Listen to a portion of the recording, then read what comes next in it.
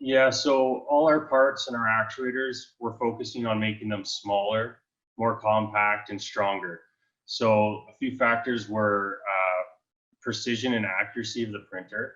So as we get down some of our parts, I'm calling out tolerances that are plus or minus 0.03 millimeters, which the B9 has on our sample parts that we've received have gotten down to that tolerance. And from discussing with other printer companies, a lot of them aren't able to make it down to that spec.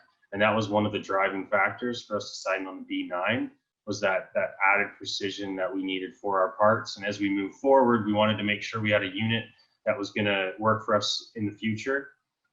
So that's kind of why we didn't go with one of the 550s, but we're actually hoping to get, we're getting the XL unit because of that extra build volume, and it'll allow us to, expand further without having to jump to another machine and upgrade.